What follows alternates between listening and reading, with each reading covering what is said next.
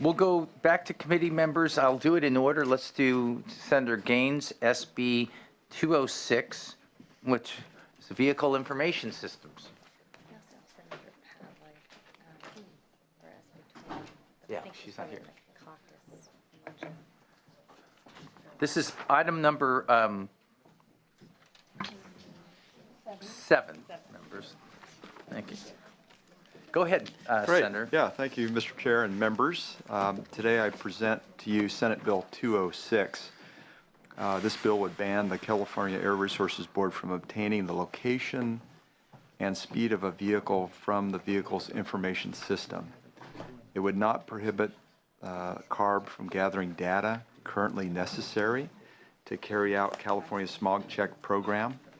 This bill is aimed at protecting the vehicle's owners' personal privacy rights by ensuring that the location and speed of a vehicle remains private and is not needlessly sent to the state board. With SB 206, California will still be able to meet its clean air goals while not turning into a surveillance state.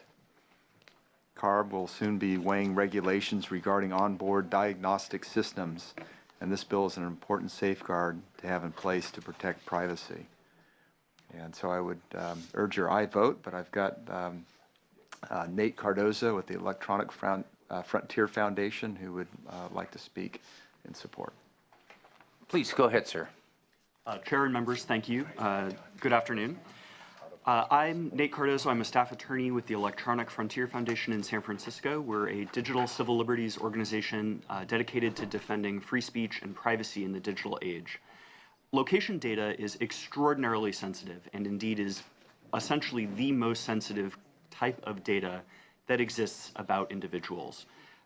It is impossible to anonymize location data. With location data, my car, for instance, knows that I'm here today, where I spent the night last night, where I'm going to spend the night tonight, where I work, what doctors I go to, when and if I worship.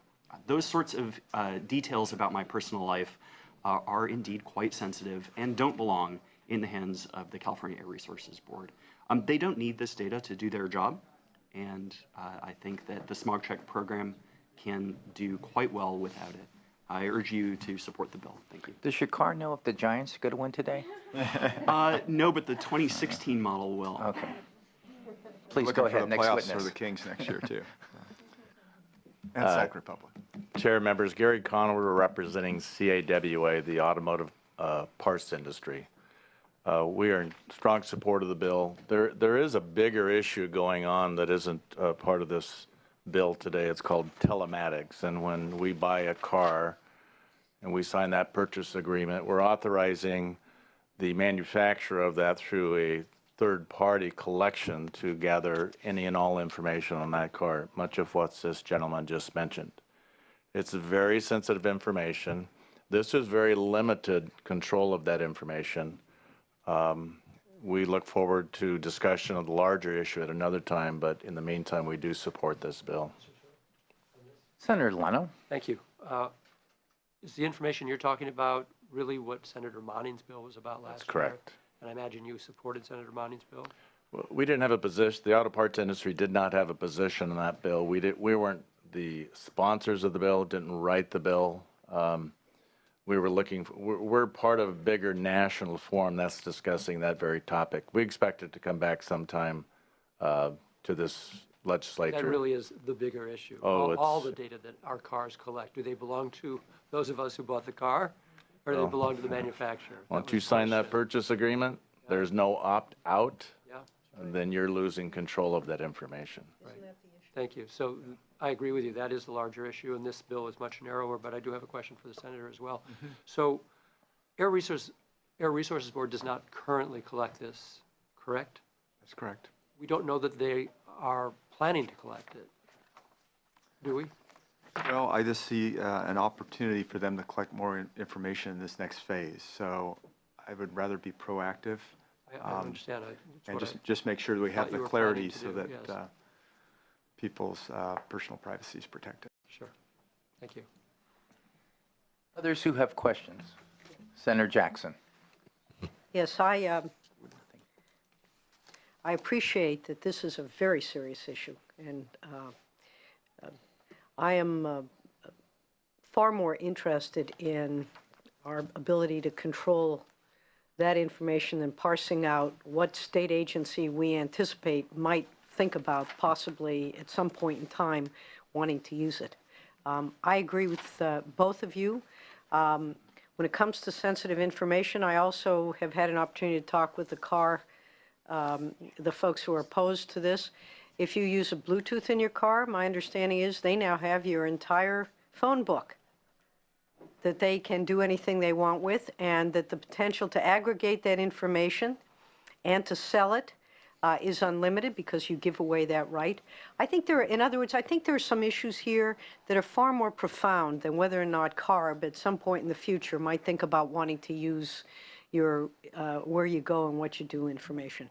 So if you would bring this bill back and talk about this as an overall issue, which would actually require an opt-in before a car manufacturer can get access to your personal information.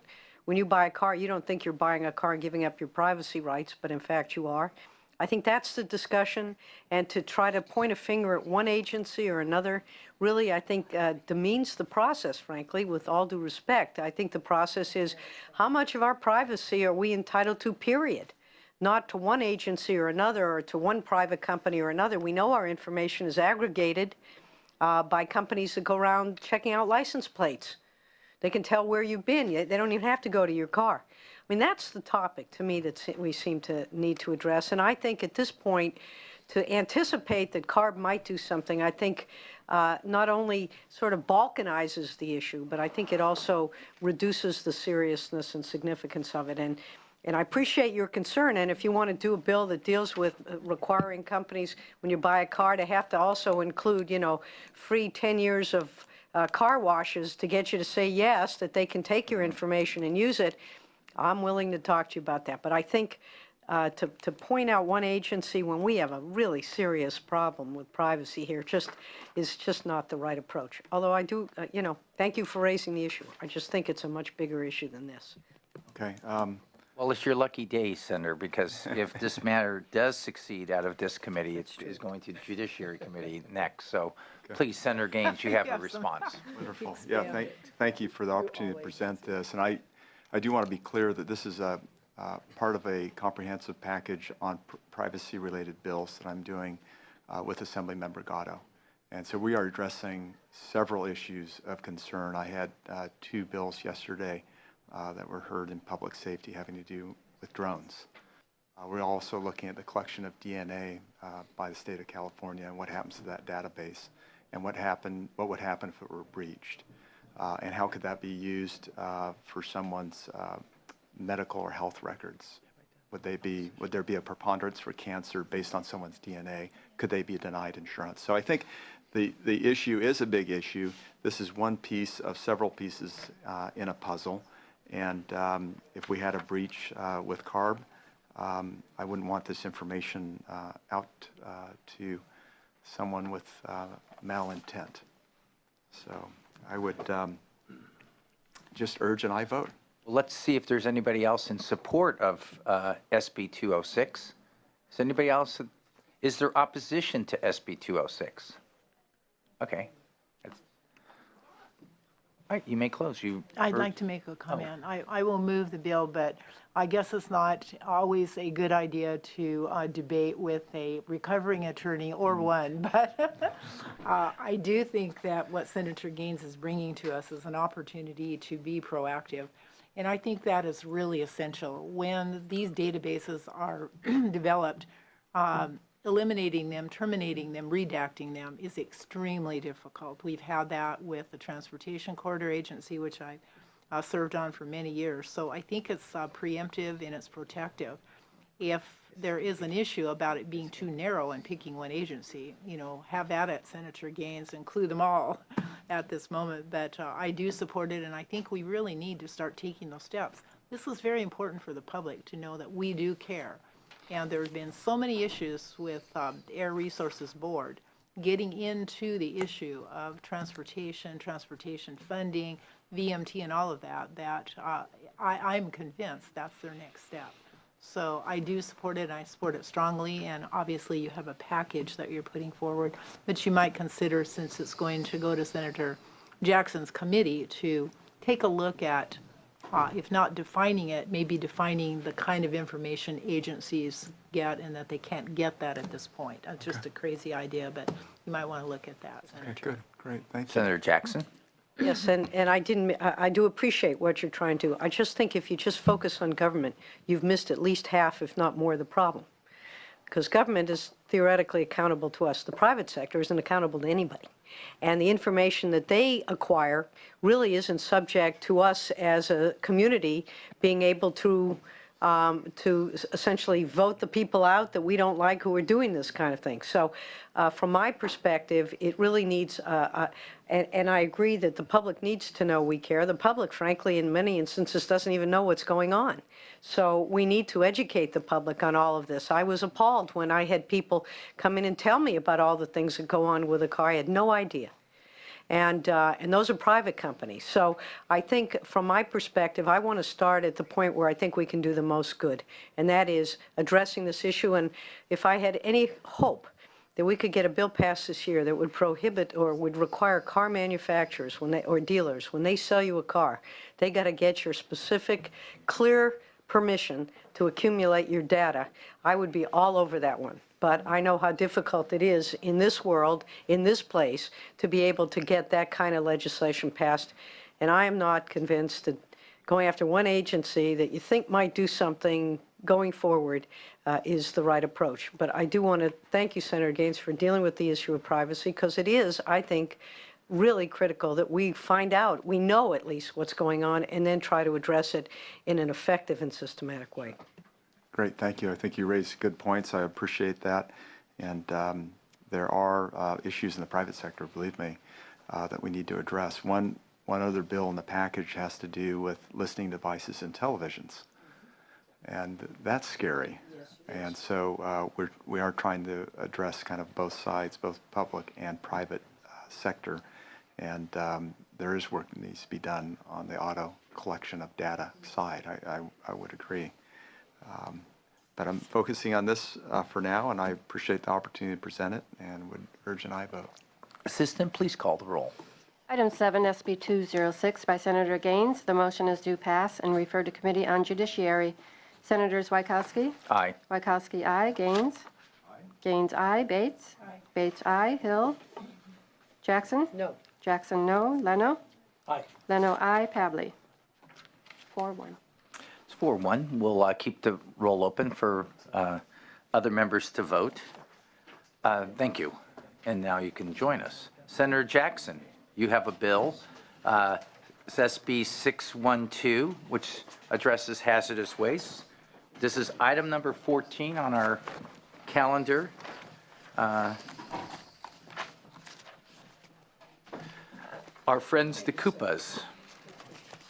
Senator Thank you, Mr. Jackson. Chair and members. Over the past 2 years, I brought to this committee 2 previous very technical bills that updated, rearranged, and clarified Health and Safety Code Chapter 6.95, dealing with business plans for hazardous wastes that certified unified program agencies, otherwise known as Koopas, are charged with overseeing.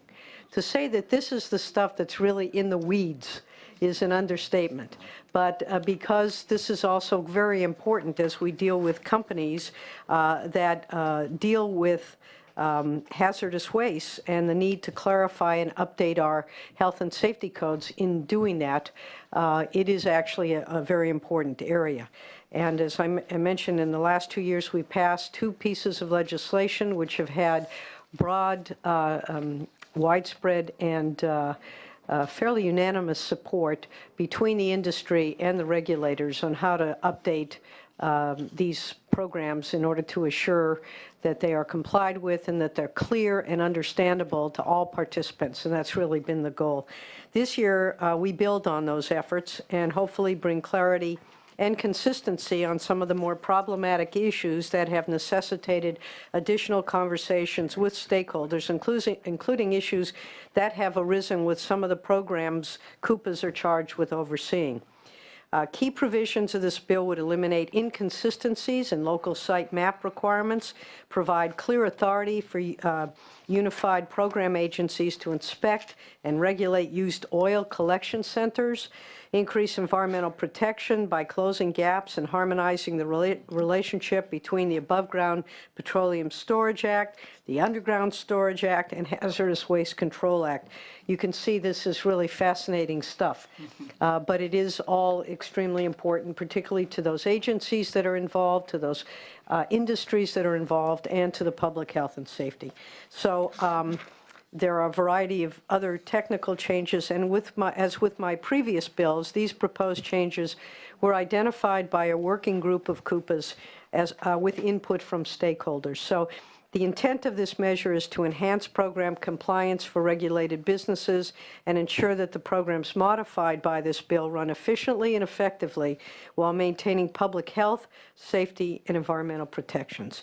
And I have with me today the co-sponsors of this measure, Justin Milan, who represents the California Association of Environmental Health Administrators, and Russ Noack, who represents the California Fire Chiefs Association, and they can answer any technical questions that you might have. And with that, I would ask for your aye vote.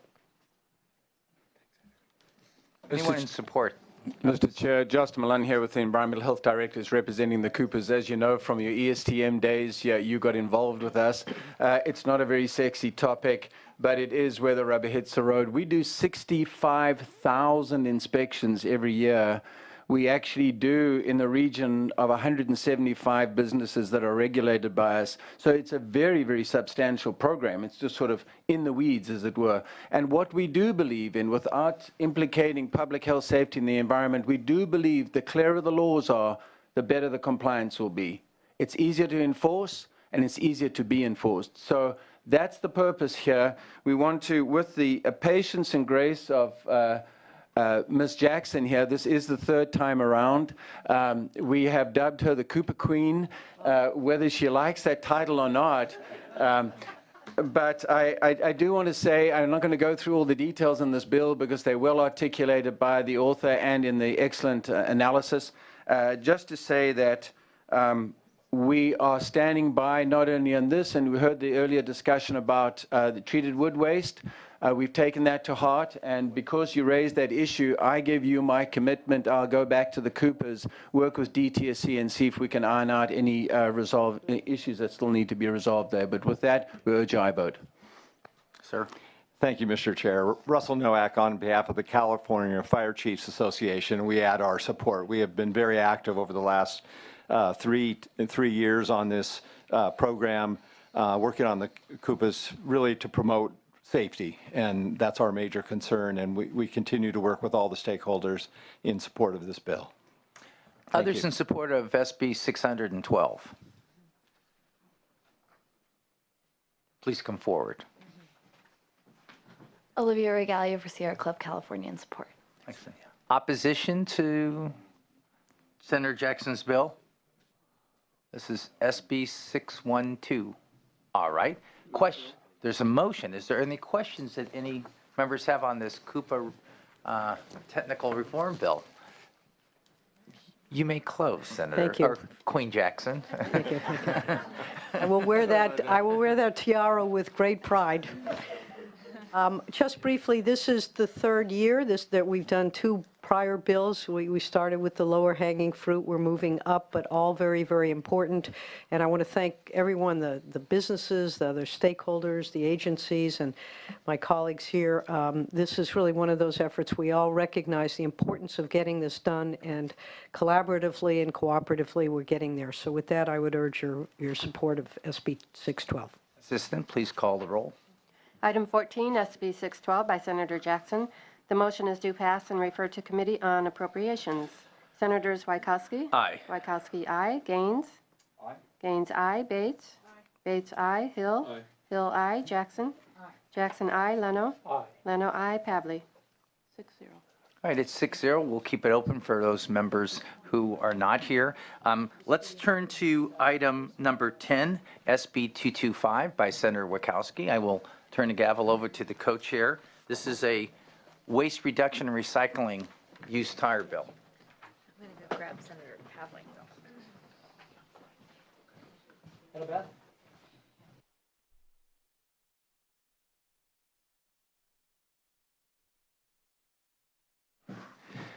Good afternoon, Senator Gaines and members of the committee. The California Tire Recycling Act requires Cal Recycle to administer the tire recycling program that promotes and develops alternatives to landfill disposal of waste tires.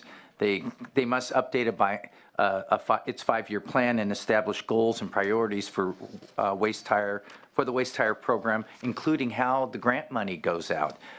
This bill would require Cal Recycle, when they're updating that plan and the expenditure funds pursuant to the California Tire Recycling Act, to ensure that the plan and the expenditures of those funds reflect the California Integrated Waste Management's priorities of 1, waste reduction, and 2, recycling. As the staff report points out, Cal Recycle's diversion goal is 90%, and there's an indication that the diversion rate went from 81% in 2010 to 88% in 2011. But when we drill down a little bit further, we see that a lot of that was export to the Pacific Rim nations, and which may to create fuel, and that may not be how we want to divert our trash.